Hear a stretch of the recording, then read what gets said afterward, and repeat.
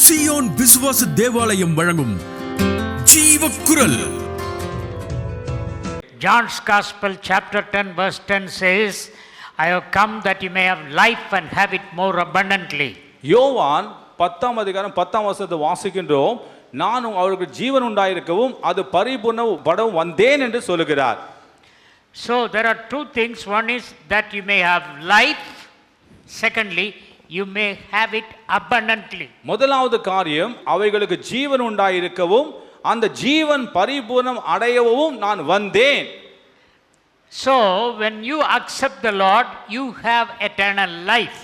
எனவே நீங்கள் ஆண்டவராய் இயேசு கிறிஸ்துவை ஏற்றுக்கொள்ளும் பொழுது உங்களுக்குள்ளாக நித்திய ஜீவன் வருகிறது. When you receive the Holy Spirit, you have the abundant life. நீங்கள் பரிசுத்த ஆவியானவரை பெற்றுக்கொள்ளும் பொழுது உங்களுக்குள் அந்த ஜீவன் பரிபூர்ணம் அடைகிறது. The Lord was telling, when I was ministering on this earth, ஆண்டவராய் இயேசு கிறிஸ்து சொன்னார், இந்த பூமியில இருந்து நான் ஊழியம் செய்து கொண்டிருக்கும் பொழுது I was baptized by the Holy Spirit. நான் பரிசுத்த ஆவியானவரால் அபிஷேகம் பண்ணப்பட்டேன். In river Jordan, when John the Baptist was giving me baptism. யோவான் ஸ்நானகனால யோர்தான் நதியில் வைத்து நான் ஞானஸ்நானம் பண்ணப்பட்டேன். And we read in the scriptures, the heaven opened and the dove like the Holy Spirit came upon me. வேதத்தில் வாசிக்கிறோம், பரிசுத்த ஆவியானவர் புறாவை போல என் மேல் இறங்கி வந்தார்.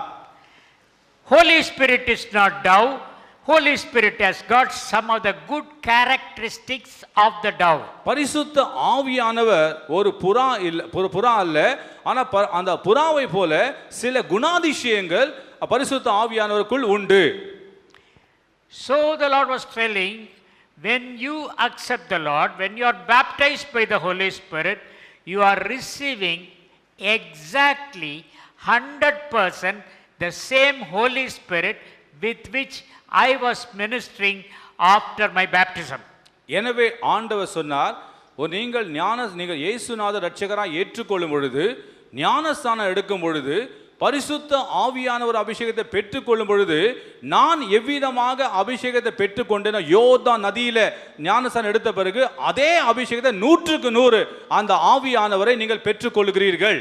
You have not received partial Holy Spirit, but the Holy Spirit in entirety. நீங்கள் ஆவியானவரை ஒரு பகுதியை மட்டும் பெற்றுக்கொள்வதில்லை, அவரை முழுமையாக அவருடைய முழுமையான தன்மையோடு அவரை நீங்கள் பெற்றுக்கொள்கிறீர்கள். When the 120 were waiting in the upper room, they received the Holy Spirit, and you have received 100% the very same Holy Spirit the 120 people received in the upper room. மேல் மாடியில 120 பேர் காத்திருந்து ஒருமனம் பட்டவர்களாக அந்த பரிசுத்த ஆவியானவரை பெற்றுக்கொண்டார்கள். அதுபோல நீங்களும் ஆவியானவரை முழுமையாக 100% இருக்கிற வண்ணமாகவே பெற்றுக்கொண்டு இருக்கிறீர்கள். That is what Jesus said, you can do what I have done because I received the Holy Spirit and I am doing the things. You have received the abundant life. You can do the same thing. எனவே இயேசுநாதர் சொன்னார், நான் செய்த காரியங்களை உங்களாலும் நீங்கள் செய்ய முடியும். ஏனென்றால் நான் பெற்றிருக்கிற ஆவியான ஒரு அபிஷேகத்தை நீங்களும் அதை பெற்றுக்கொண்டு இருக்கிறபடினால உங்களாலும் செய்ய கூடும் என்று சொன்னார். And then he added an extra class to what he has said, because I am going to the Father to recommend your case, you will do greater things than what I have done. அதோடு கூட இனி ஒரு காரியத்தையும் இயேசுநாதர் கூட்டி சொல்லுகிறார், நான் பிதாவின் அண்டையில ஏறி போகிறபடினால நான் என்ன காரியத்தை செய்தேனோ, நான் பிதாவோடு உங்களுக்காக நான் விண்ணப்பம் செய்கிறபடினால உங்களை கேஸை ரெஃபர் பண்ணுகிறபடினால என்னை காட்டிலும் அதிகமான காரியம் உங்களால் செய்ய முடியும் என்று சொன்னார். First, you have received the fullness of the Holy Spirit. Second, you receive total recommendation on your behalf to the Father by the Holy Spirit. முதலாவது நீங்கள் பரிசுத்த ஆவியானவரை முழுமையாக நீங்கள் பெற்றுக்கொள்ள வேண்டும். இரண்டாவது உங்களை குறித்து பிதாவோடு பரிந்து பேசத்தக்கதாக இயேசுநாதருடைய அந்த ரெக்கமெண்டேஷன் ஒப்பந்தத்தையும் பெற்றுக்கொள்ள வேண்டும். Then I asked one question, why we are not able to do as you are doing though you promised that we will do the things that you have done. அப்போ நான் உங்களை பார்த்து ஒரு கேள்வி கேட்கட்டும். அப்போ இயேசுநாதர் சொன்னது போல ஏன் நம்மால் இயேசுநாதர் செய்தது போல அற்புதங்களையோ அதை காட்டு மிகவும் செய்ய முடியாமல் இருப்பதற்கு காரணம் என்ன? Then the Holy Spirit told me, you are not watching for the opportunities to manifest the power of the Holy Spirit. அப்பொழுது இயேசுநாதர் சொன்னார், நீங்கள் பரிசுத்த ஆவியானவர் அவருடைய வல்லமை வெளிப்படுத்தத்தக்கதான விதத்தில் கிடைக்கிற சந்தர்ப்பங்களை நீங்கள் நோக்கி பார்ப்பதில்லை, அதை பயன்படுத்திக் கொள்வது இல்லை என்று சொன்னார். Jesus Christ was all the time watching the Father. Father, whatever he says, Father used to show the opportunities that came on the way of Jesus Christ, and he exploited, made use of every opportunity, even missing one opportunity. இயேசுநாதர் இந்த பூமியில வாழும் பொழுது ஊழியம் செய்யும் பொழுது பிதாவாகிய தேவனை மட்டும் கவனித்துக் கொண்டிருந்தார். அவர் என்ன செய்கிறாரோ என்ன சொல்லுகிறாரோ அப்ப இயேசுநாதர் வழியில வரக்கூடிய எல்லா சந்தர்ப்பங்களையும் ஒன்றையும் விட்டு விடாமல் பிதாவுடைய வல்லமை பரிசுத்த ஆவியான வல்லமை மிகமே வெளிப்படுத்தத்தக்க விதத்தில் அவர் பயன்படுத்தி கொண்டார், ஒன்றும் விட்டு விடவில்லை. If you are also have the eyes of Jesus and could spot out the opportunity, then you will do the things not by just quoting that scripture what I said.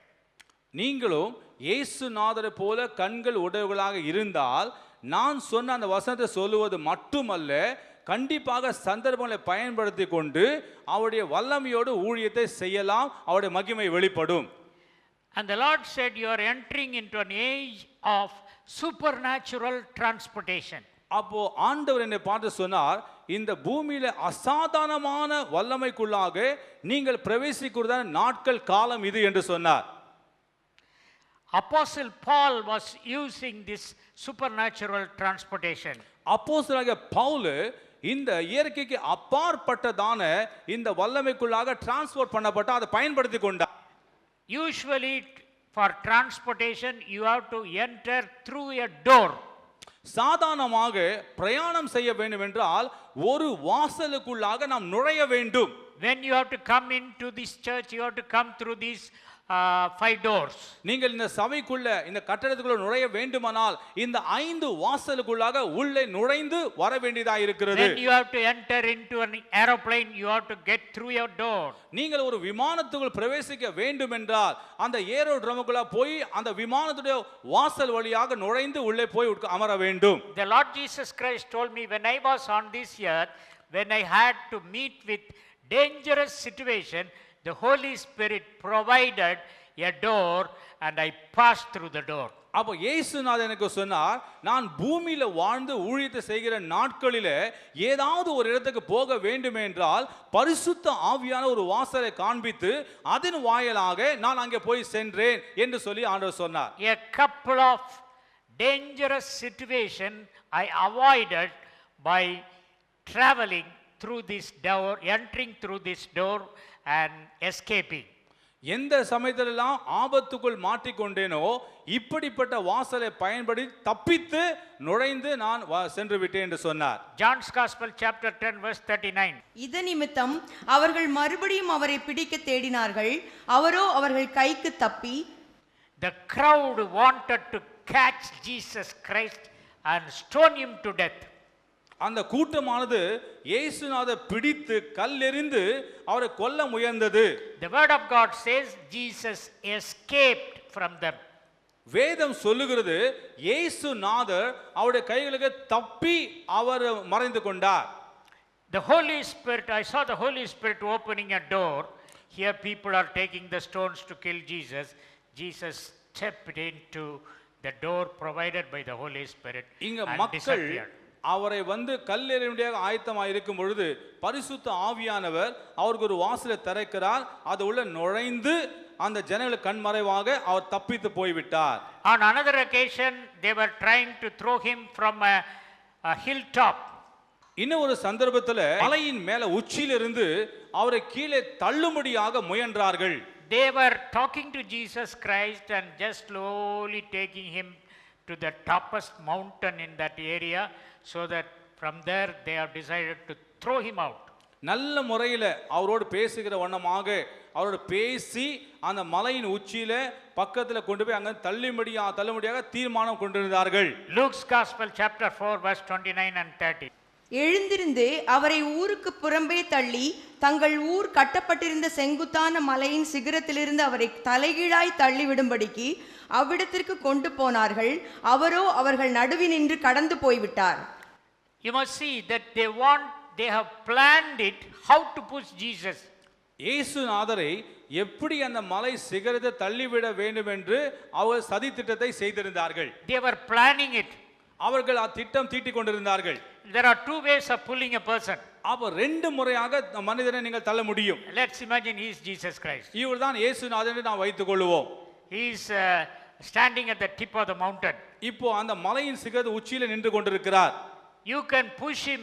5 people will come and push him at the back and then he falls. 5 நபர்கள் சேர்ந்து அவரை தள்ளும் பொழுது கீழே விழுந்து விடுவார். They plan not to push like that, but 4 of us take the leg and throw him. அவர்கள் என்ன தீர்மானித்தார்கள்? அப்படி தள்ள விரும்பல, காலை 2 பிடித்து அப்படியே அவரை தள்ளிவிட வேண்டும் என்று தீர்மானித்தார்கள். Then only he will fall upside down. அப்பொழுதுதான் அவர் தலைகீழாக கீழே விழ முடியும். The brain shall be broken, the skull shall be மண்டை broken. உடைந்து போய்விடும். But the Holy Spirit provided a door. அப்போ ஆவியானவர் ஒரு வாசலை அவருக்கு வைத்தார், திறந்து காட்டினார். At the tip of the mountain. அங்க மலை உச்சியில சிகரத்திலே. So Jesus just stepped 1 step and disappeared.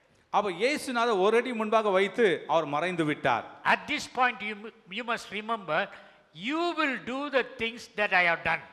இந்த ஒரு காரியத்துல நான் செய்த காரியம் நீங்கள் செய்ய முடியும் என்பதை நிரூபித்து காட்டினார். And the Lord Jesus Christ was telling me, இயேசுநாதர் என்னோடு கூட இனி ஒரு காரியத்தை சொன்னார். for me the Holy Spirit provided the portal. எனக்கு ஆவியானவர் தேவையான அந்த ஒரு காரியத்தை செய்து கொடுத்தார். But for you, because I am going to the Father, I am the true door, and I will be there as door for you to enter in and escape situations of danger. அப்ப இயேசுநாதர் சொன்னார், நான் பிதாவினிடத்திலே போயிருக்கிறபடினால உனக்கு நான் தான் மெய்யான கதவு, வாசல். எந்த சந்தர்ப்பத்திலும் தப்பித்துக் கொள்ள வேண்டுமோ நானே வாசலா இருந்து உன்னை நான் தப்பித்து பாதுகாப்பு மறைத்து விடுவேன் என்று சொன்னார். And Bruce D. Allen was the one who understood this concept recent days. Bruce D. Allen என்பவர்தான் இந்த ஒரு கான்செப்டை புரிந்து கொண்டவர். He was living, I think, in Edmonton or Seattle. He was staying, and he has to go to Spokane for a meeting. இந்த ஐயா சொன்ன அந்த பகுதியிலிருந்து இனி ஒரு பகுதிக்கு போக வேண்டியதாக இருந்தது. And by car it takes 5.5 hours travel. இந்த கார் ஊடாக போக வேண்டும்னா 5.5 மணி நேரம் ஆகிவிடும். But he didn't have 5.5 hours because the meeting will start by then and they will expect him to speak. அவர் 10 மணிக்கு கூட்டம் ஆரம்பிக்கிறபடினால பேச வேண்டியதா இருக்கிறபடினால 5.5 மணி நேரம் அவருக்கு ரொம்ப அதிகமாக போய்விடும். So he made a covenant with the Lord. எனவே தேவனோடு ஒரு உடன்படிக்கை செய்து கொண்டார். Lord, you are the door. ஆண்டவரே நீர்தான் ஒரு வாசல். I am taking my car and my friend through the door, and let us not take 5.5 hours. ஆண்டவரே உம்மூடாக என்னையும் என்னுடைய நண்பரின் இந்த காரையும் வழிக்குள்ள கொண்டு போகிறேன், 5.5 மணி நேரம் ஆக கூடாது என்று சொல்லி ஜெபித்தார். Within 2 hours he reached Spokane and was on time for the meeting. 2 மணி நேரத்துக்குள்ளாக போய் அந்த ஸ்பொகேன்ல அவர் சரியான வேலைக்கு போய் சேர்ந்து விட்டார். So the Lord is providing this thing for people of this world, and I myself have experiencing this thing and still experiencing every day when I want.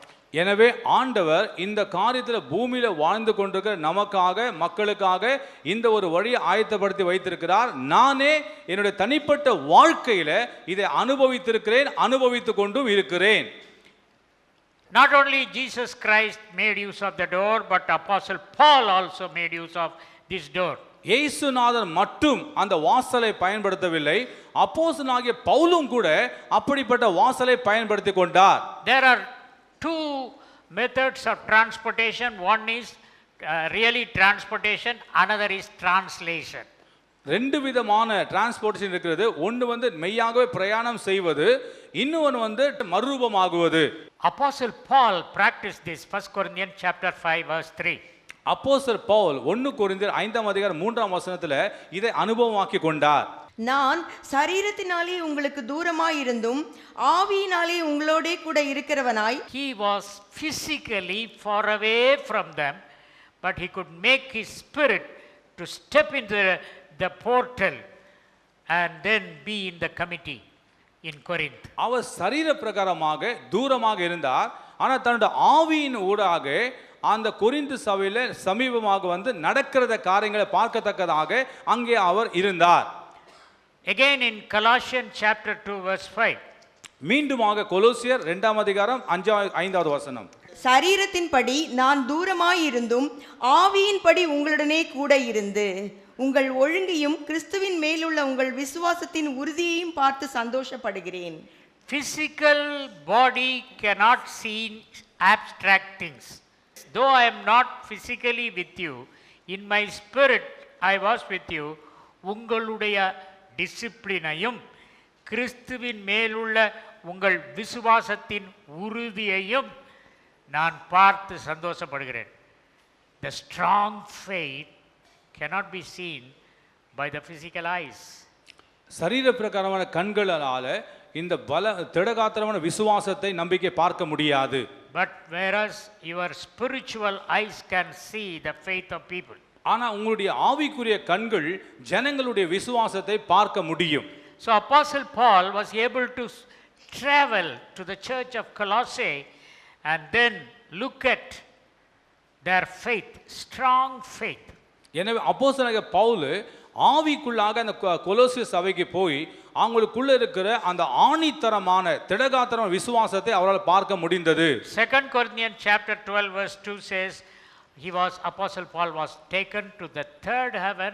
He was not aware whether in body or out of the body. 2 கொரிந்தியர் 12ஆம் அதிகாரம் 2வது வசனம் பவுல் சொல்லுகிறார், அவர் 3ஆம் வானம் வரைக்கும் எடுத்துக்கொள்ளப்பட்டார், சரீரத்துக்குள்ளாகவா சரீரத்து புறம்பவே அதை சொல்ல முடியாது என்று சொல்லுகிறார். Once I was ministering in Canada. ஒரு முறை நான் கனடாவில் வந்து ஊழியம் செய்த தேவனுடைய வார்த்தை பகிர்ந்து கொண்டிருந்தேன். I was staying in Fergus. நான் ஃபர்கூஸ் என்ற இடத்துல வந்து தங்கி வசித்துக் கொண்டிருந்தேன். I have to go and minister in Beamsville in Ontario state. அப்போ மவுண்டனஸ் என்றதான அந்த இடத்துல போய் ஊழியம் செய்ய வேண்டியதாக இருந்தது. There were 150 miles between Fergus and Beamsville. அப்போ ஃபர்கூஸ் இருந்து அந்த பீம்ஸ்வைக்கு 150 மைல்கள் தூரமாக இருந்தது. Suddenly it started snowing. திடீரென்று இந்த பனி கொட்டும்படியாக ஆரம்பித்து விட்டன. My driver Mark was driving Oldsmobile car.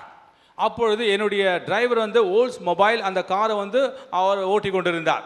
Some of the Christmas tree photographs you will see the houses white snow and the trees snow, everywhere white, no other color except white. அந்த Christmas நாட்களில் பார்க்கும் பொழுது எல்லா வீடுகளும் எல்லாரும் வெள்ளை வெள்ளையா இருப்பதை பார்ப்பீர்கள்.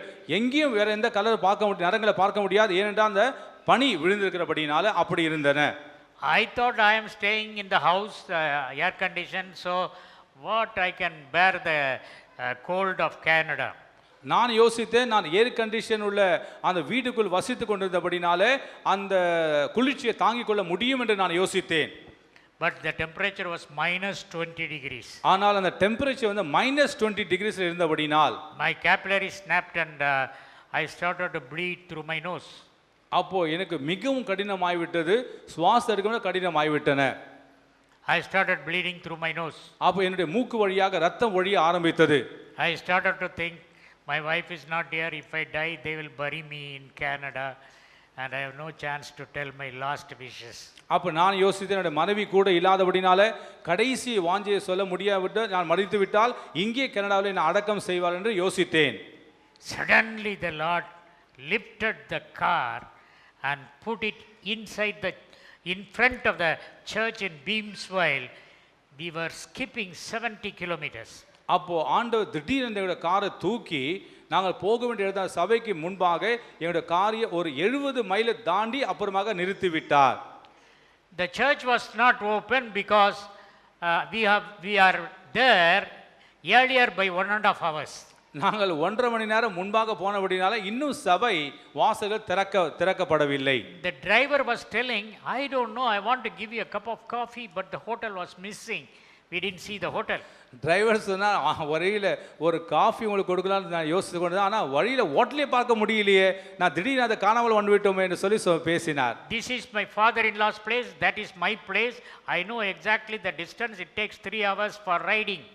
When there is no. இது வந்து என்னுடைய மாமனாரோட வீடு, அது என்னுடைய வீடு, அங்கிருந்து இங்கே வரும்படியாக ஒரு 3 மணி நேரம் ஆகும் என்று அவர் சொன்னார். But we have traveled only 1.5 hours and we were skipping 70 kilometers. அப்போ நான் இப்போது 1.5 மணி நேரம் பிரயாணம் செய்திருக்கிறோம், 70 மைல்களை நாம் தாண்டி வந்திருக்கிறோம் என்று சொல்லி சொன்னார். Those days I didn't understand about this translation and transportation. அந்த நாட்களில் இந்த டிரான்ஸ்லேஷன் டிரான்ஸ்போர்ட்டேஷன் அதை குறித்து நான் புரியாமல் அறியாமல் இருந்தேன். 2 Corinthians chapter 5 verse 17 says, if someone is in Christ, all the old things have passed away and all have become new. 2 கொரிந்தியர் 5ஆம் அதிகாரம் 17ஆம் வசனம் சொல்லுகிறது, ஒருவன் கிறிஸ்துவுக்குள் இருந்தால் பழையது எல்லாம் ஒழிந்து போயின, எல்லாம் புதிதாயின. So the word எல்லாம் is there in both. ஒழிந்து போனதிலும் எல்லாம் இருக்கு, புதிதாகிறதுலயும் எல்லாம் இருக்கு. பாருங்க, எல்லாமே ஒழிந்து போயின, பாருங்க எல்லாமே புதிதாயின, ரெண்டு இடத்துல எல்லாமே இருக்கிறது. But for us, when we accept the Lord Jesus Christ, எல்லா பழையதும் ரட்சிக்கப்பட்ட பின்பும் எல்லா புதியதும் ஒன்றா தான் இருக்கு, பழையதில் ஒன்று கூட மாறல. Now we have been converted, come to the Lord Jesus, but all the old things are remaining as it is, all the new things are remaining as it is, none of the old things have changed even a bit. If I ask you, the word of God says the old things have passed away, everything has become new. Can you tell me one incident what has become new? நான் உங்களுக்கு எல்லா பழையதெல்லாம் ஒழிந்து போயின, எல்லாம் புதிதாக சொல்லும் பொழுது பழைய காரியம் எது ஒழிந்து போகிறது? ஒரு காரியம் உங்களுடைய வாழ்க்கையிலிருந்து உங்களால் எழுந்து நின்று சொல்ல முடியுமா? You know, when the Lord Jesus Christ was on this earth ministering, John's Gospel chapter 5 verse 19. யோவான் 5வது அதிகாரம் 19வது வசனத்தில் இயேசு அந்த பூமியில ஊழியம் செய்து கொண்டிருக்கிற நாட்களிலே, அப்பொழுது இயேசு அவர்களை நோக்கி, மெய்யாகவே மெய்யாகவே நான் உங்களுக்கு சொல்லுகிறேன், பிதாவானவர் செய்ய குமாரன் காண்கிறது எதுவோ அதையே அன்றி வேறொன்றையும் தாமாக செய்ய மாட்டார். அவர் எவைகளை செய்கிறாரோ அவைகளை குமாரனும் அந்தப்படியே செய்கிறார். So the Father was showing Jesus Christ, who has got the fullness of the Holy Spirit, every opportunity that was available to Jesus Christ. அவர் இயேசுநாதர் பரிசுத்த ஆவியான மூலமாக எந்தெந்த சந்தர்ப்பத்தை பயன்படுத்தி கொண்டு அங்கே தேவனுடைய மகிமை வெளிப்படுத்த வேண்டுமோ, பரிசுத்த ஆவியை நிறைந்திருந்த அவருக்கு பிதாவாகிய தேவன் எல்லா சந்தர்ப்பங்களையும் காட்டி கொண்டிருந்தார். You may say, I have the Holy Spirit, but what do you do with the Holy Spirit? I speak in tongues, that's all. நீங்க ஒருவேளை சொல்லலாம், எனக்கு பரிசுத்த ஆவியானவர் உண்டு, அதை வைத்து என்ன லாபம் இருக்கிறது? அந்நிய பாஷை பேசுகிற, அவ்வளவுதான் உங்களால சொல்ல முடியும். No, if you don't allow the Holy Spirit like Jesus to manifest and work miracles outside yourself, then you are quenching the Holy Spirit. இல்லை இல்லை, நீங்கள் பரிசுத்த ஆவியான உடையவர்களாக இருந்து பரிசுத்த ஆவியான உங்கள் ஊடாக தேவனுடைய மகிமை வெளிப்படுத்தத்தக்கதாக அந்த சந்தர்ப்பத்தை விட்டு கொடுக்காமல் இருக்கும் பொழுது அந்த ஆவியானவரை நீங்கள் அவிழ்த்து விடுகிறீர்கள். So as Jesus was waiting with the Father for getting to know the opportunities, you have to wait for opportunities. இயேசுநாதர் பிதாவாகிய தேவனை நோக்கி காத்திருந்தது போல அந்த சந்தர்ப்பங்களுக்காக தேவனை காத்திருந்தவர் நாமும் காத்து கொண்டிருக்கும் பொழுது நாம இயேசுநாதர் போல ஆவியானவரை வெளிப்படுத்த முடியும், அவருடைய சித்தத்தை செய்ய முடியும். And Jacob saw a ladder set between the earth and the sky. யாக்கோபு இந்த பூமிக்கு வானத்துக்கும் வைக்கப்பட்டிருக்கிற ஒரு ஏணியை அவன் கண்டான். Genesis 18:17 he says, இது தேவனுடைய வீடே அல்லாமல் வேறல்ல, இது வானத்தின் வாசல். We said Genesis 18:17, this is nothing but the house of the living God, because this ladder has been connected right from the earth to the heaven. This is Bethel, he said. This is the door of heaven. இதுதான் வானத்துக்குரிய வாசல் என்று சொன்னார். God showed me the door when you see on the earth. When you go to the door in heaven. ஆண்டவர் காட்டின அந்த பூமியில அந்த வாசலை வானத்துக்கு சேர்க்கப்பட்ட அந்த வாசலை காண்பித்தார். இந்த வாசல் நீங்கள் நுழைந்தால் அந்த பரலோகத்தின் வாசலுக்குள்ள பரலோகத்துக்குள்ள நுழைய முடியும். So the earthly door leads you to the heavenly door. எனவே இந்த பூமியில இருக்கிற அந்த வாசல் ஆண்டவர் காண்பிக்கிற வாசல் ஊடாக அந்த பரலோகத்தின் வாசலுக்குள்ளாக நீங்கள் உங்களால் நுழைய முடியும். You may say this is Old Testament, Jacob's son, New Testament is different. நீங்க ஐயா அது பழைய பாடி அது யாக்கோபு பார்த்தான், புதிய ஏற்பாடுல தான் இல்லையா அப்படின்னு நீங்க யோசிக்கலாம். John's Gospel chapter 1 last word Jesus says, from now on you will see angels ascending and descending in the ladder, that is Jesus Christ. இயேசுவான சொல்லுகிறார், இதற்கு பிறகு நீங்கள் தேவ தூதர்கள் வானத்திலிருந்து இறங்குவதும் ஏறுவதும் நீங்கள் பார்ப்பீர்கள், இது தேவனுடைய குமாரனால் ஊடாக என்று சொல்லி சொன்னார். So that ladder, God showed me that ladder that has got a two-way traffic. Usually ladders are one-way traffic. அந்த ஆண்டவர் எனக்கு காண்பித்த அந்த ஏணியில ரெண்டு பகுதியிலும் மேலே ஏற முடியும், இறங்கி வர முடியும். சாதாரணமாக ஒரு பக்கம் தான் நம்மளால போக முடியும், ஆனா இந்த ஏணி ஊடாக போகவும் முடியும், வரவும் முடியும். It is something like an airport escalator. இது ஏர்போர்ட்டுக்கு தான எஸ்கலேட்டர் போல ஒன்று. One side you can climb up, another side you can come down. ஒரு பக்கம் நீங்கள் ஏறி போய் கொண்டிருக்கலாம், இன்னொரு பகுதியில் இறங்கி வந்து கொண்டிருக்கலாம். It is a wonderful experience to climb up through the ladder and go to heaven and climb down after you visit heaven. எத்தனை ஒரு இன்பமான ஒரு அனுபவம். பரலோகத்துக்குரிய இந்த ஏணி உள்ளாக பரலோகத்தை ஏறி போக முடியும், அதன் வாயிலாக நான் இறங்கி வரவும் முடியும். அவன் என்ன சொன்னா யாக்கோபு, இது வானத்தின் வாசல். Jacob says this is the door of heaven. தேவனுடைய வீடு. This is the God's house. God's house should have the door to heaven. தேவனுடைய வீட்டுக்கு வானத்துக்குரிய வாசல் இருக்க வேண்டும். You are the temple of the Holy Spirit. நீங்கள் தான் அந்த பரிசுத்த ஆவியானுடைய ஆலயமாக இருக்கிறீர்கள். You are the house of God. நீங்கள் தான் தேவனுடைய வீடாக இருக்கிறீர்கள். So there should be a door through which you can enter into the Father and have fellowship. எனவே அந்த வாசல் ஊடாக பிதாவோடு கூட நீங்கள் கடந்து சென்று அவரோடு கூட ஐக்கியமாக வேண்டும். ஜீவக்குரல் 14/1 மங்கம்மாள் சாலை, KK நகர் அஞ்சல், திருச்சி 620021, தமிழ்நாடு, தென்னிந்தியா.